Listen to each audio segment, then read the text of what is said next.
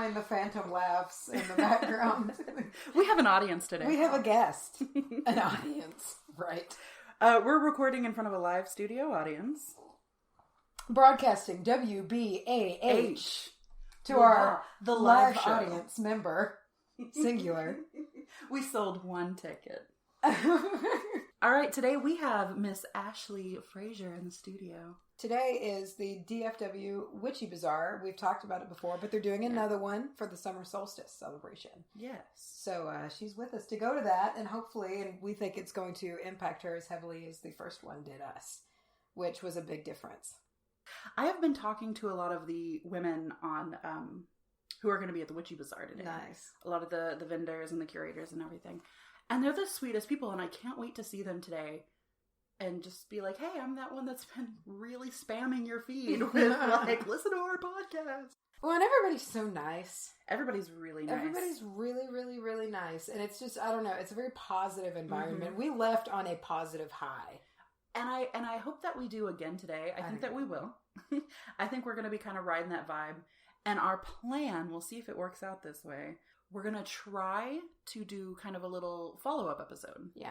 Especially with Ashley, since this is her first time, going to something like this. Yes. And it was so formative for Charlye and I. Mm-hmm. We'd like to hear the actual recorded opinions, something put into words mm-hmm. of somebody who experienced what we experienced a few months ago. Right. For the very, very first time. Yeah.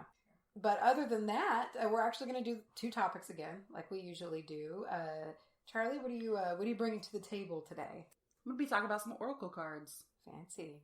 Not so much history and like how they began and right. that kind of stuff. I want to talk about how they're a little bit different from, say, tarot cards. They're currently, and I haven't experienced all forms of divination, but they're currently my favorite form. I've gotten really attached to my personal deck. They're very attached to you. I feel like they are. I feel like there's a bond and there's an energy, and it has a very specific energy that I want to get into. Very cool. I'm going to be talking about some energy healing. Nice. I'm going to, I have this absolutely excellent book that I really cannot recommend enough. I recommended it to Lyra. Y'all know Lyra. And she sent me a text the other day and was like, I'm buzzing. Like, my whole body is buzzing. And I didn't know she had bought the book. And I was like, did you buy the book? And she said yes, and I was very excited. But I'm going to be kind of touching on a few things that this woman touches on. Overview of, like, there's a little bit of an energy exercise that you can do every day just to align everything and why our energies are all out of whack, which her theory is very interesting to me. And I'm going to touch a little bit on chakras and a little bit on meridians. Please talk about some chakras. Yeah, I'm not going to go super deep just because I could do an episode on each one. I feel like, and we need to. I could do a series on chakras. I think they're really all you have to do, and I say this with a lot of things, all you have to do is listen. Mm-hmm. Just listen for it. It can be so hard. It can. To turn your brain off of all the things that, we do, which is a lot of what I'm going to be talking about today. Modern society is noise to our natural bodies.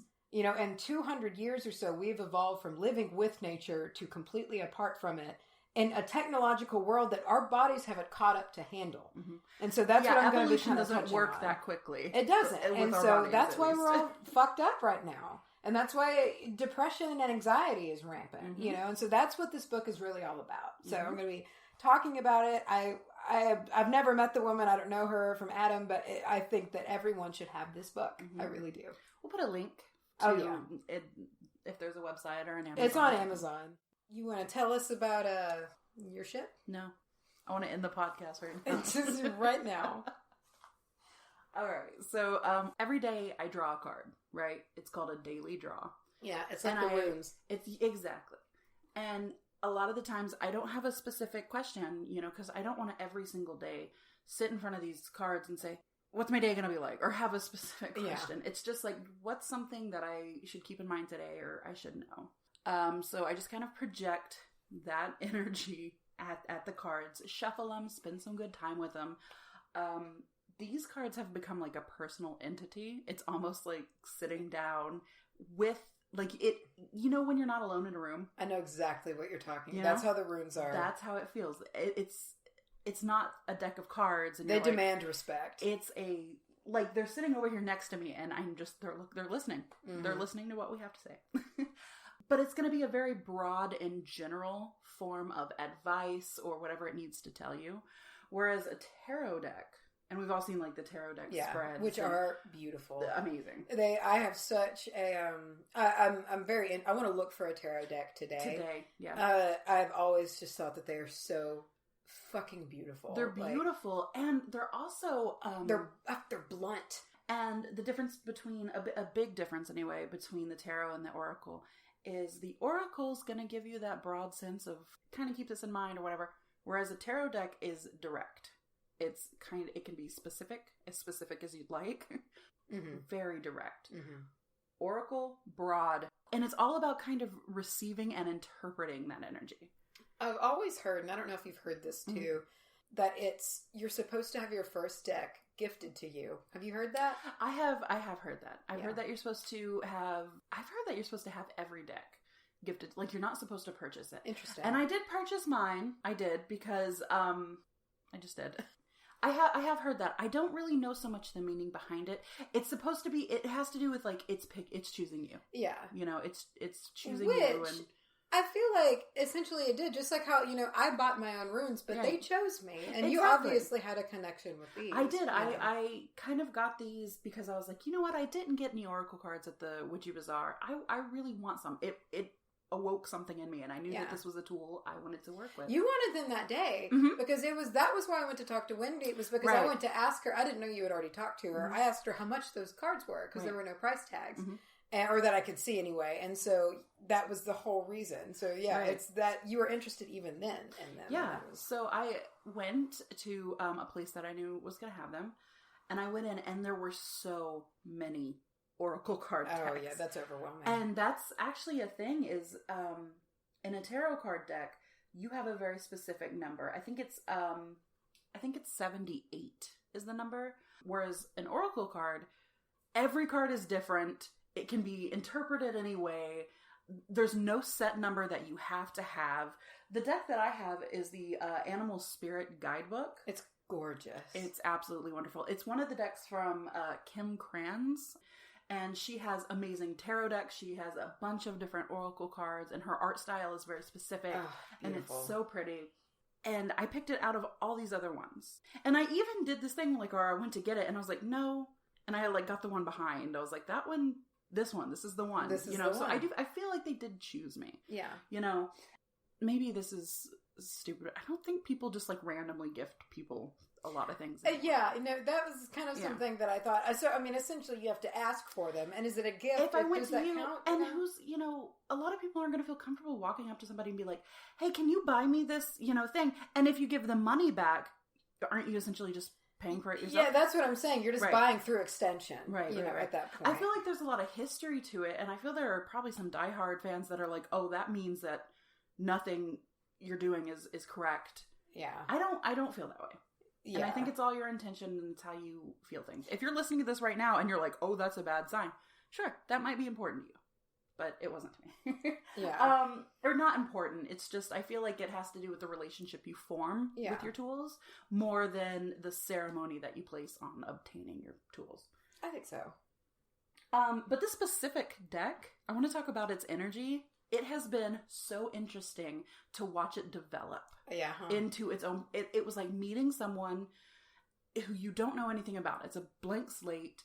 And over time, you just kind of get this feeling. You're like, oh, that's the kind of person they are. I'm like, oh, this is the kind of deck that I have.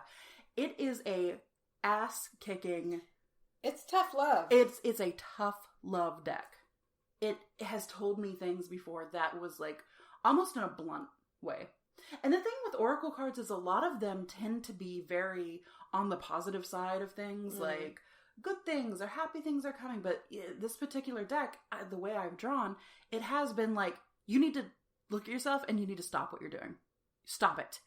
Yeah. You know, and it's almost like somebody sat me down and looked me in the face and was like, fucking quit obsessing or whatever it is that I'm doing, usually obsessing. But it's been very in your face. And I feel like the readings we did some readings last night with they were great. Ashley. rang pretty true. We don't have to get into all of what it said, but it did ring true, and I felt that. Even though I don't know a whole lot of, whatever she was asking, whatever she was kind of projecting to these cards, I just felt, I was like, this is on the money. It was powerful. I always feel it, like, especially now that they're back on, like when it's a sense of excitement when you just know that what you drew is right. When I drew the weird in the situation, where I drew it and immediately my whole body was like, it's exactly like having a really good conversation with a friend. You know, when you sit down and you are a little bit estranged and you don't really have that much to talk about, you can kind of feel like, oh, that wasn't the best. Yeah, I've been disconnected from mine, and the readings, you almost feel like something's not right. This is not right, and you can tell the difference. Well, it goes back to that whole thing we talked about last episode of feeding your tools and feeding your everything that you use. You have to feed it with that energy. Just to kind of take a second and put your hand on it, or put it next to your heart. I like to put a lot of things. I'm an advocate for put them naked. Be naked with them.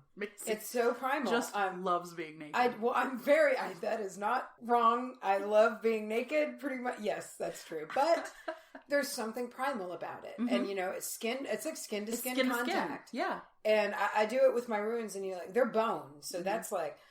I don't know. I love to do it because I feel like it's direct, just transfer of energy. I feel like I can't do that with my cards because sticky. They're just sliding all over the place. But I will. I'll pick them up and I'll kind of put them next to my heart. It depends. Sometimes I want to put it right at what I have learned is the third eye area.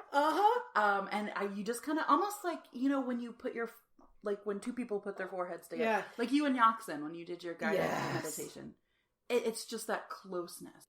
Sometimes I'll put my cards on me and I'll be like, thank you. And I acknowledge you and you're here. Yes. And I don't want to just come to you when I have problems. I'll take the deck out and I'll shuffle and I'll hold them and stuff when I'm not doing a reading. I'll just kind of have them. And you have to feed that energy. You do. Well, and it's, you got to give to get. I think that's just the most important thing. Right. Yeah, you got to get. And that's the whole law of attraction thing. And the law of attraction is so big, especially in any kind of spiritual or witchy community, because that's, if you want to boil it down to a really simplify it, it's you gotta give. You gotta give to get.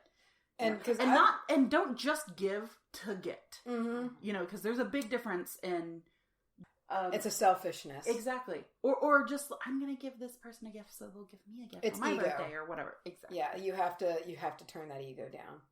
So another big difference between the tarot, and I'm just relating them the most together because they're both cards. And a lot of people do, if they see your cards, they'll be like, oh, you're doing tarot cards. Well, yeah. Well, no, I'm doing oracle But you cards, do you do the spreads in the similar patterns, right? Yeah, you can do spreads in similar patterns.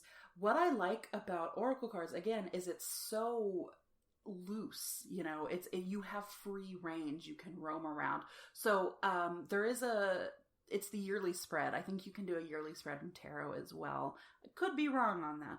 But there's a yearly spread that you can do with oracle cards, and you lay out 12 cards, and you lay out one extra card. So you have one card for every day of the month, every month of the year. And then you have an overall, this is the theme of your upcoming year. So on our most recent Sabbath here, we had Litha. I did a half year reading, and it's open. You can do that. You can kind of make your own spreads. So this was a dark half of the year. This is the dark half of the year, which is the part of the year that I most enjoy. I feel like you two are very kind of more fire-based and heat. And, because that's the thing. I said in the other episode that I was like, I think that I am earth and wind, and I think I'm earth and fire. Really? I really do. Because I am almost fueled. I almost feel cold-blooded. I feel like I am fueled by heat energy. And when I go outside, I feel it light my veins up. Yeah. It's almost like a drug. I experienced that for the first time in my life. Isn't it just pure pleasure? On the solstice. Because if you know me, I don't like the heat. No, you are hot-natured. I am hot-natured. I love the dark. I love the cold. I actually think I have the inverse of seasonal depressional disorder. I have severe seasonal depression in the wintertime. Okay. See, I have severe Summer depression? Yes, my depression is so bad when it gets this part of the year. And when fall, when it kicks in and you step outside, you smell that smell. That is pure bliss. I am like, I'm alive again. I'm a human again. See, so funny. God. See, Hunter and I were talking about this, and it was one of the first nights we were able to sit on our porch, and we had the fire pit, and it was when it was starting to warm up again from the winter, springtime, and everything was budding out, and the trees were getting green again, and I'm really connected to the trees, and so I was just seeing life come back, and I felt it too, and it's just, I looked at him, and I was like, this is what's been wrong. I was just like, we have been trapped, and because he's just as outside oriented as I am. And so for like 2 weeks straight, we sat outside every single night just because it was like we were getting our fix again. Yeah. And I the other day I was sitting out on the porch and we were out there. It was nighttime. We do it all the time. And I felt like this cold fear shoot through me that winter is coming. Like to sound like it's going to come again. And there's going to be 3 months out of the year or so that I am dying. I'm trapped and I'm withered away inside and I can't, I hate it. That's all I'm clinging to right now. Those 3 months. That is all I'm clinging to. No. Is that it's gonna be over, and if I can put my head down and get through it, it'll be here soon. And it'll be dark and it'll be gray and I will live again. So no, with the Oracle cards, shutting up and listening is a really big part of it because you have to say, what is this saying to me? Like, you have to look beyond, because you have the little booklet that it comes with, and it's like, when I designed this card, I designed it with this in mind, and then as you're pulling, you're going to be pulling the cards that have been given that energy, This is what you need to hear because I've designed it that way, So much as look at like mine is animals. You can look at the animal itself, and if that speaks more to you, like say you were feeling really drag ass and slow and you did your daily draw and it was like a turtle, you could be like, wow, like that in itself. So you don't want to just rely on your book, if you feel like that's not right. Sometimes you'll draw a card and it will have it's almost like, what are you trying to tell me? I've done that before in times of that disconnect that you can feel if you aren't attaching yourself and feeding energy and giving. Yes. And it's like, I know it. I'm like, this card doesn't make sense because you're not talking to me right now because I've been an asshole. Yeah. But sometimes even when you're vibing and you've got the energy, you'll pull a card and you'll be like, what the fuck? And it won't make sense until later. And you'll be like, oh shit. When I was still kind of learning how to do readings for other people, I did one for my husband and drew a card that I was like, does that resonate with you? And again, he's a big skeptic. And he's like, well, I could see where, that idea might be pertinent to my life. You know what I mean? Yeah. But the thing is, it really resonated with something that I was going through. And I think I was really putting more... You kind of channeled your energy into it. I put more of my energy into it. Because if you're doing readings for other people, you're supposed to focus on them and really kind of give a shit about what they need to hear. And just kind of be like, listen, I know you're my bud, but this person needs some help. Give them some answers, kind of that mentality. But I've pulled cards back before I really understood that was like hitting the nail on the head. And it was like, hey, guess what, Charlie? You need to fucking see this right now. I'm really sorry about this other person. But like the energy and the bond that we formed, I feel like it sometimes could like speak to me. You know what I mean? Yeah. Like with your runes, if you aren't concentrating on like, I'm going to do a reading for somebody. You could pull something and be like, oh shit, that was meant for me. Oh yeah, absolutely. If you haven't tried any kind of divination, because all divination is a tool to help you zoom in and listen to what the universe is trying to tell you. If you haven't tried it, I really recommend Oracle cards because they're great for beginners. There's not a lot of rules. There's not a lot of, you have to do things very specifically. It's a very general and broad way of kind of getting those signals. And over time, you're going to form that relationship with your deck and with your tools that you use. And you might say, you know what? I think next I want to step out into runes, or I want to step out and to do some tarot. And I'm feeling that way a little bit. You know what's weird is I actually kind of feel like I'm cheating. You're cheating on them. Yeah. I know. I'm the same way with my runes. Like I really want to get a tarot deck, but I feel like they're going to be like, oh, okay, I guess we're just like Woody and this is fucking Buzz Lightyear. And we don't matter. I don't know. I don't want them to be like angry at me. I understand. Yeah, I do. I get that. I think with two topics, that don't go together, there's always going to be something that's going to be like a base thread that kind of weaves them together. Yeah. And even, I might be stretching here, but even talking about with the oracle cards needing to feed them your energy, we're still talking about you manipulating your own personal energy and you're kind of putting that into your tools, which, if we're talking about energy healing, you know what I mean? You're using your own personal energy, or at least learning to manipulate the energy around you. Yeah. So there's my tie-in. It is. Well, our body is our greatest tool. I mean, it's incredible, and we take it for granted. And it's the only thing we really need. I mean, we can get wrapped up in materialism, and I need this, and I need one of these, and that's all fine and good, and live your life. But the only thing you need to practice is yourself. Yeah, and it falls to the wayside so often because we take for granted the function that we have, and I feel you're right. We get caught up in all of these things and all that don't matter. And we forget the fact that we are actually the most important in such a complicated and just incredible way. And this book, the book that I'm going to be talking about today, it's called Energy Medicine, written by Donna Eden. And this book has really impacted me in a very big way. I bought it on a whim. I was at Barnes & Noble. I love Barnes & Noble. I can spend hours in a Barnes & Noble. And I went to their kind of alternative health section. I was like, let's see. That's where I got my oracle cards. And this book just reached out to me, and it's a textbook style paperback, but it's very big and kind of flimsy. And I've highlighted and written in pen and taken notes, and I treat it like a textbook. But it's laid out incredibly smart, and I cannot recommend it enough for someone starting out.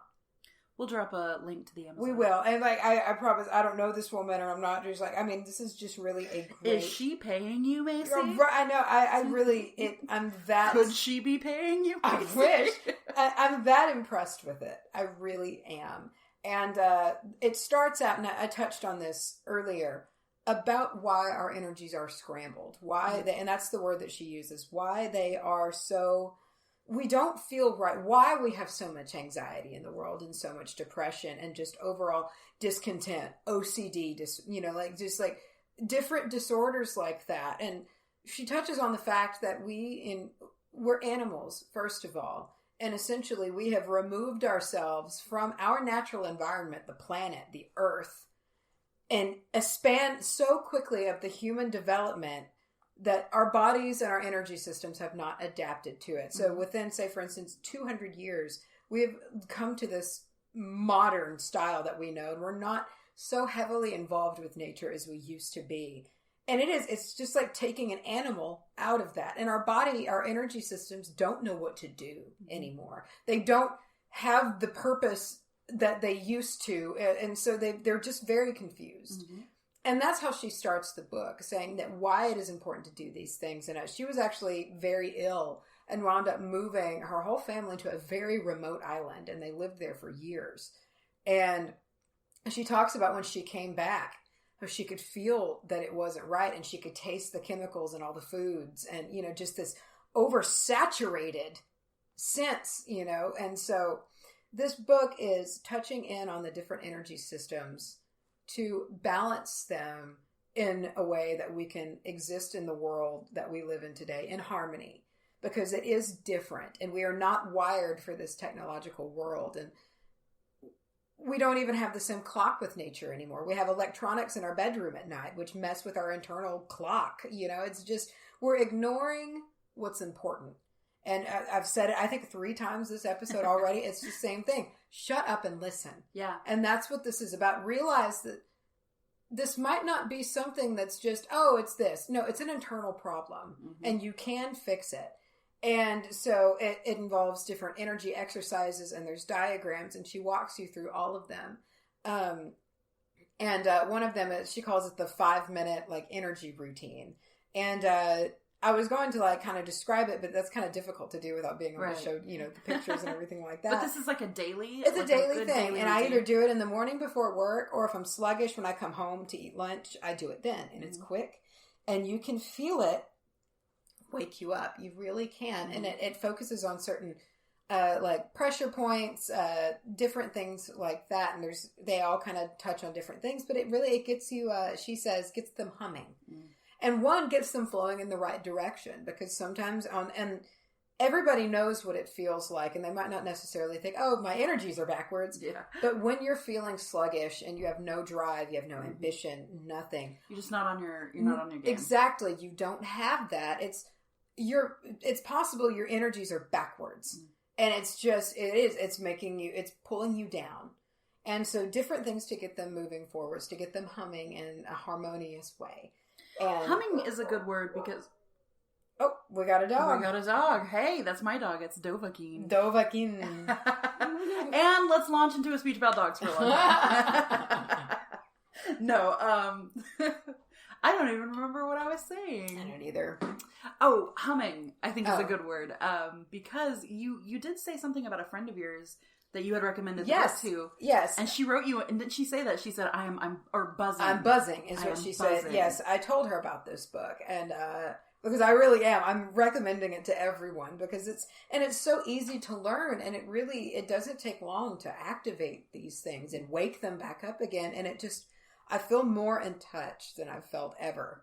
And it sounds silly. It's like, oh, it's just this self-help book or whatever, but it really does work. It doesn't, I don't think it does sound silly. It's amazing. And I think if you're a hardcore skeptic, sure, but any of this is going to sound silly. Well, it's true. But and so I texted my friend Lyra, Lyra, about it, and I told her, I said, get this book, and I didn't think she actually did, but she sent me a text this past week and was just like, I've been doing that routine and I'm buzzing, and it's really how it makes you feel, and it's amazing. So she has exercises like that.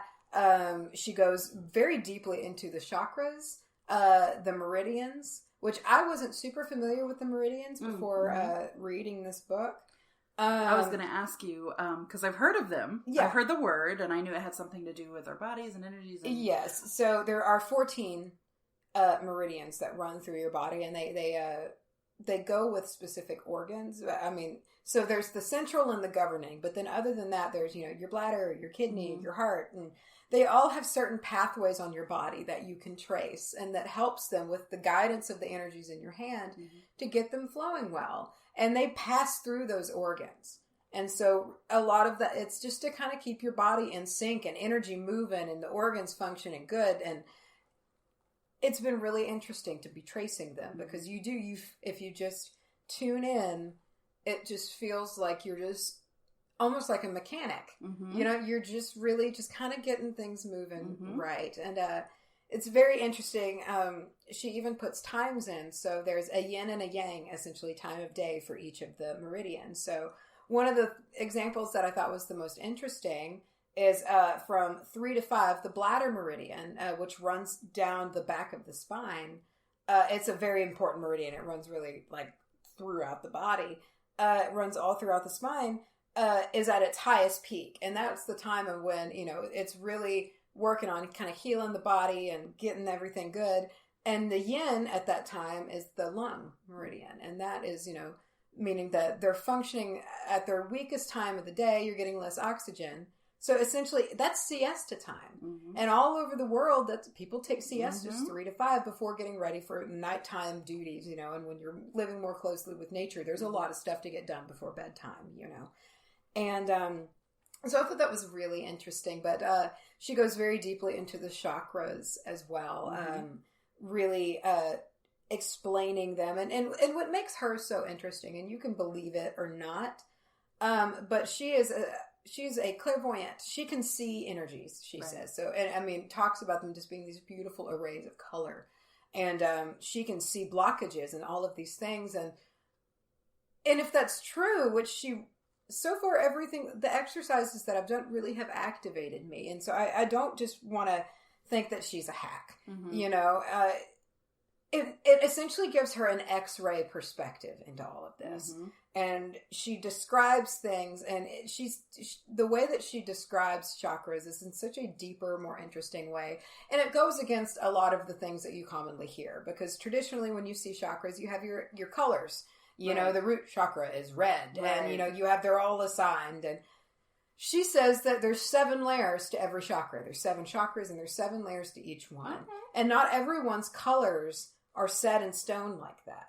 You know, and that would make, knowing nothing about it, that makes more sense to me. Exactly. And so, you know, she kind of says, and we've talked about this before, that it's not set in stone. It's not concrete. Everybody's different. Yeah. You know, and so it's not always the same way. Yeah. And well, it would be like assuming everyone's like aura is going to be the same. Like, exactly. I don't understand.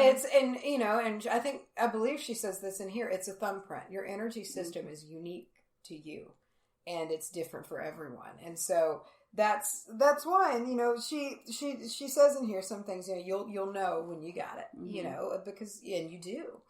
But yeah, and she has these really fascinating cases in here as well of things that she's, you know, because she teaches classes and things like that, and clients that she's worked with. Very interesting stories of skeptics who she has, you know, worked with, doctors, ER doctors that have, you know, implemented some of these. Right. And there are things that you can do, like even a bathroom break at work. Just in, 30 seconds, a minute, you know, and certain points in your body you can tap, or lines you can trace, or different exercises you can do. Right. And they do really give you a good reset. And in doing so, even in the past few weeks, I've felt myself become more in tune. Just like last night, you know, it was the summer solstice. Yeah. And I know at one point we were both talking about like our palms, you could feel it. It was heavy and it was buzzing. Hot. And it was like that. Again, we referenced this, I think, in the first episode, but you know, that energy thing where you kind of make the ball of energy in your hands. It's like that was happening without sitting down and thinking on it. No, it was like, I feel it. It's thick in the air. And it was just like, I could almost shut my eyes and see like myself and just like this glow of just like energy going in and out and in and out. And I could feel it. And we were like in the moonlight and we had just done a manifestation ritual. It was powerful. And then we had some good like earthy beats going, and it was good. I can feel that more naturally now. And just, you know, I walked around, you know me, I'm a barefoot advocate. I think that it is an excellent way to connect to the earth. Really it charges you, and it will give it to you if you let it. And I do it regularly, so I plod around my property barefoot all the time, and I feel like even that is even more in tune than it has been before. So it's great. But yeah, I mean, I think that it's something that even if you are skeptical about it, even if, you know, this book alone, even if it doesn't do anything for you or whatever, it's a very interesting point. You know, and it's definitely made me step back from technology, you know, and I mean, we're obviously doing a podcast, so I'm not a Luddite. And we're about to shout out our new socials here, exactly, so. You know, but when I go sit out in the morning on my porch, I'm not taking my phone. Right. You know, when I am put it away and just sit for a minute with the earth and realize that it's good company. Right. You don't need anything like else. You said. You know, we were talking about if you really sit down and you take a minute to be outside and be with the earth, you feel like you're with another person. You're not alone. Exactly. And so that's what I think, if nothing else, it's excellent to talk about that, to how we really are neglecting our instinctual needs. We get caught up on our material needs, you know, but not the ones that really keep us going, right? Keep us, you know, we don't, and well, think about sleep. And I know that this may not be as completely related to what you're talking about, but sleep is such an easy thing that almost everybody can relate on. It is such an essential part of life. Oh, absolutely. It is such and to me, it's so interesting because do you know they still don't really know why we need to sleep? They don't really know why that's a thing. Of course, it's a time for your body to kind of heal and everything else, but they're not like completely sure why we have to shut down like that. Interesting. And I think that's really cool, first of all, but it's also something that so many people are just like shucking. I know. Well, and it's like, we know we need to be better to ourselves, and we know we need to do this, that, and the other, But it's so much easier to not. Well, the biggest one to me is, and this has nothing to do with this, but not drinking water. Right. That is literally our essential... We're made of water. Yeah. And you have to... You have to consciously be like, oh, God, I have to drink water. I have to drink water. It's disgusting. What? And so that's what I mean. Like, this book really kind of makes you take a second and realize our bodies are our vessels. They are us. Right. You know, you get one. Yeah. You get one. And it's so easy to fall in that video game mentality. Yeah. Of like, oh, well, after this life, I'm gonna go do such as... I fall into that a lot for some reason. I don't know if it's like a past life thing or whatever. Yeah. But like, I have this thought and it happens instantaneously. And it's like, I always wanted to move to Iceland and live a life, you know, out there. And I have this thought that happens and it's like, oh, well, maybe next time. Yeah. You know what I mean? Yeah. And then I have to stop myself and be like, no, this is it. Well, I'm not saying this is it. I'm saying in this consciousness. Please focus on this one right now. Yeah. Focus on this one right now. But yeah, you're right. I mean, you do get one, and Dr. Pepper is great, you know, or whatever, but you can't just always do the things that you want to do. Yeah, that's the thing. We use our vices to ignore our needs. And that's nice. Did you make that up? I did. I just made that up. That's but it made perfect sense to me when I said it. And that it's just a bad habit. And we need to look more into ourselves and really realize that that's really important. Yeah. We neglect ourselves often. You know, you can still have your bad habits, just like in moderation. Yeah. I mean, I'm a very health conscious person, but by God, if I want to have a bowl of cereal at 9:30 at night, sometimes I'm going to. I like how that, like, you're wild. That is, but that is my comfort snack. I love a nighttime bowl of cereal. What cereal? This is going to sound like not. Are you going to say fucking plain Cheerios? No, I'm not fucking soulless. No. Somebody out there is really offended. I think it's, is it Great Grains? It's like this cranberry granola cereal. I love me some Great Grains. I love it. And it's the cranberry kind, and it is my go-to, and I love it so much. And I'll have a few bowls a week. And so... Not sponsored. No, yeah. It's fucking, yeah. And... Wouldn't it be cool if we were sponsored by cereal? Yeah, it would be. Hell yeah. No listeners, but sponsored by cereal. This episode of Witch Bitch is sponsored by Post. By fucking Kellogg. So, yeah, you know, so we need to find the balance of paying attention to our material needs, but paying attention to our primal needs as well. And, you know, that's, I love to go, I've done it a couple of times this weekend. I think we've already talked about it this episode. I go on a whole root chakra spiel. Because that's what that's all about, you know, and give it what it needs. Cleanse that root chakra and do what you need to do because that is your essence. Mm-hmm. That is where you, in your instinctual form, reside. It lays. Yeah. You say cleanse your chakra, but how does one go about doing that? There's great guided meditations for it. Right. Yeah. I mean, really is that a thing that you want to do? You want to visualize? Because I know visualization is such a powerful that works for me big time. And so I like to do chakra meditations in the bath because the heat and like I'm sweating. I like to think when I'm visualizing, because a lot of them, you know, and I think I said this on the last episode, they say like you visualize the toxin and then you visualize clearing it away. And so sweating in like a hot tub, and I take those seaweed baths that are black. Oh, yeah. And so they're black. And so I imagine just that blackness is seeping into the water. And it's really powerful. So that's kind of become my thing that I like to do. And I've done meditations that, you know, balance all of them, or you can just focus on one. Yeah. And because sometimes just one is fucked up. You know, one's just a little out of balance. Yeah. And the rest can be fine, or you could have two that just aren't hooking up correctly, you know, and that can cause some behavioral issues that, you know, you might have picked up on. But really, my biggest tool that I recommend this book, like that anyone who has anxiety or anyone who feels like they have just like a depression, a heaviness, a stagnation, get this book. Yeah. And give it a chance, you know, and because even when I started reading it, she talks about the things that she can do, you know, and I'm not the biggest skeptic in the world, but I'm a little bit of one. I was going to say, I'm always a little bit leery when people say, I can. I was even just like, oh, okay. You know, right. But I kept pushing through it. And then I started really doing the exercises and shutting my brain off and doing them. And just give it a chance and just understand that anxiety that you feel very well may be just because you're a little out of whack right now. And it might be just that you need to be humming in the right way.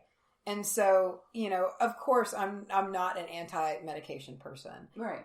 But I think if something's a little weird, this can help you find balance. My thing is I never want to encourage anyone to not do what their doctor tells them. Exactly. I never want to encourage anyone to not be on medication. If God knows, okay, I myself have been diagnosed with an anxiety condition. God knows, sometimes I need that to get through. Oh, yeah. And you know what? It's like, Alana said it in an episode of Broad City. She said, I get sick sometimes and I need medicine. It's, and that's fine. What it is. But if you can add to that. Exactly. And it's something that can every day keep you from having those low peaks. Yeah. Really is what I think the most important thing is. Even on medication, I feel like, just in my experience, I can say, I don't want to speak for everyone, but even on some kind of, antidepressant or whatever, it's not gone. No, yeah. And it's living there in the back of your head, and you're like, I know that it's still there, and that in itself can be kind of depressing. It is. And see, I'm fortunate enough to not... See, I have experienced depression, but only when I had the copper poisoning issue. And that is what... So I understand what it feels like, because you're right, it is inescapable. And that was the first time that I really actually grasped, this is horrible. Yeah. And people who don't experience it, I feel like they don't understand... It is. It's that. Just like walking around. So don't let anybody ever tell you that it's not important. And so that really was a wake up for me, because I admit that I've had those thoughts before, that it's just a cop out excuse. Get over it. Until it happened to me. And I physically couldn't get up. Yeah. And it really rang true to me. And I think practicing these exercises, even if you don't feel them, if nothing else, it's a few minutes a day that you are trying to connect with your own body. Right. And we are so out of touch with our own bodies. And if that's all you get out of it, that's a win. That's a win. Because we overlook ourselves, and everybody's busy and everybody's working longer hours than they've ever been before. And sometimes you just need to quiet yourself and take a minute and become familiar with you. And I think we were talking about this last night, how sometimes you have these moments where you realize, I'm me. Yeah. And that's what stare in the mirror and you're like, I'm in this body. Exactly. And, so I'm a consciousness inside of a vessel. Inside of this vessel, and this vessel is how I am here. Yeah. So take these moments. And if it goes away and it's not treated good. Yeah. I go away. Somewhere, I go away.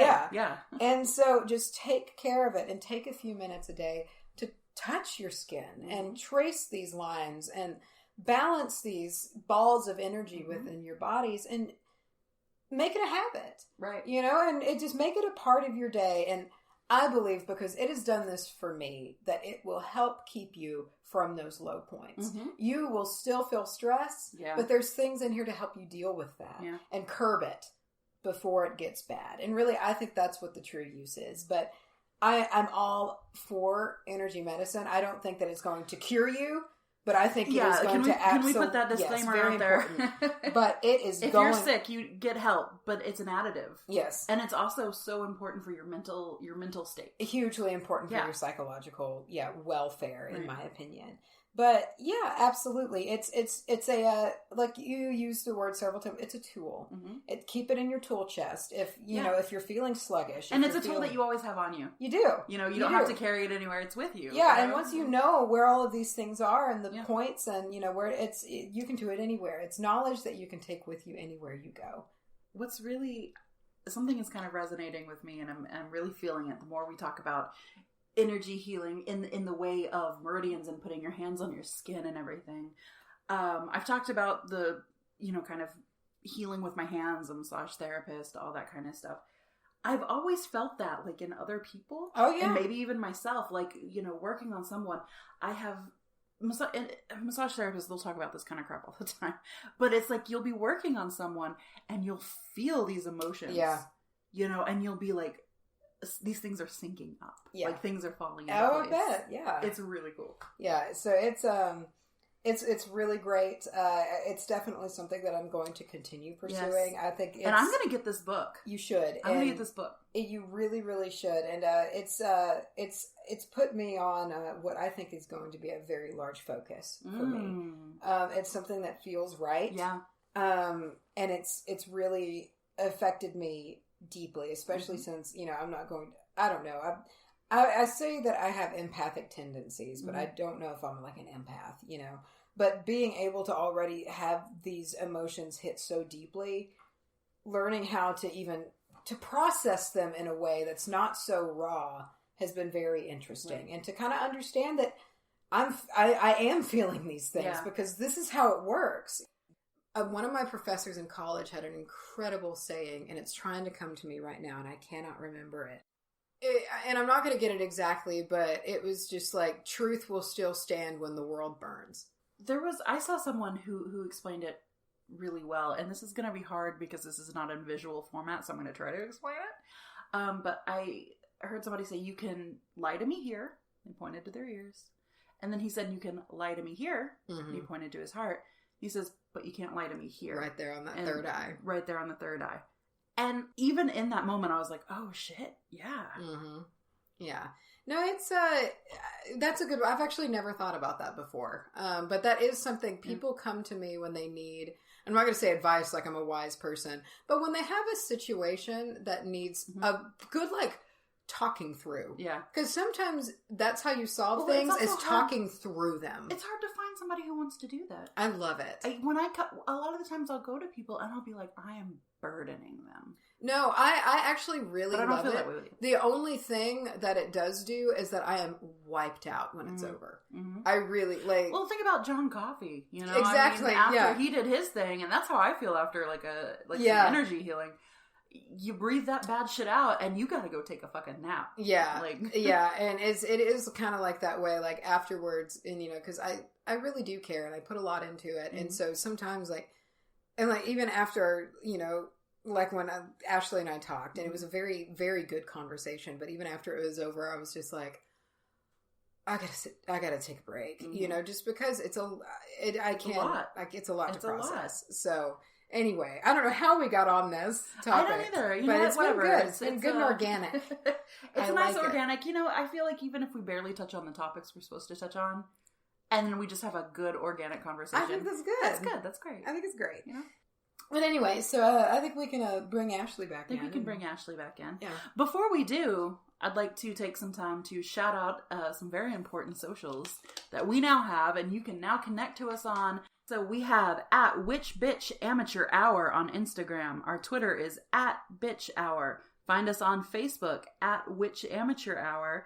And you can email us at wbahpodcast@gmail.com. Hey. What we need to do is that, in this transition phase, we need to put some music, some good witchy music or something, because I don't want it to just be a rough edit for when we bring her back in. Yeah, we could just sing something like that.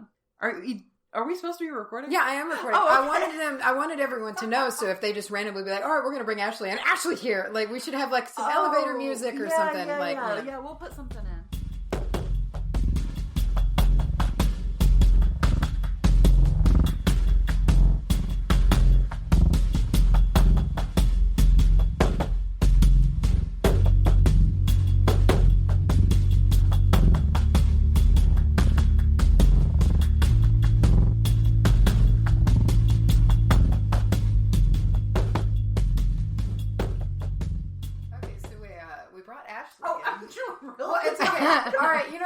Be real. We're eating gummies. Gas station run. Proven Ashley's back. Good. She brought snacks. So what made you see DFW Witchy event? What made you go, oh, I want to go to that? So it's been something that I've been trying to kind of dip my toe in, and I just am ignorant to all of it, really. There's an absence, and I want to, find out what that is. Mm-hmm. Every time that I've had an experience with something like that, it's resonated. It's really been exactly with what's going on, and so it's hard to kind of disregard that. And so I want to just explore it. And so my expectations of tonight are really, I don't know, that it'll just start making more sense. That I'll really just find whatever my place is in it and start a boost to explore maybe something more specifically. I feel something with this, and I want to take it and I want it to be a part of my everyday life, and that's what I'm hoping for, is that I find the connections that will bring it into my everyday life. And that's kind of where I'm at, is that like I'm just picking one or two things to just scrape because I mean, to really get into it, it would literally, I mean, it'd take years. Years of practice, and you're still missing out on so much that's not being passed down. Yeah, and so this is what this podcast is. I mean, what you just described. Yeah, that's basically our target audience, and to bring these people who feel like there's something here, I want to explore it. I don't think that this is just based curiosity. I think that there's a reason for it. I believe there's a reason for everything. And I feel like you're looking at this because something you're called to look at it, you know, and nothing about it seems forced. So that's my piece of excitement. Hey guys, let's go to the Witchy Bazaar. Witchy Bazaar. I'm so excited. It's gonna be so great.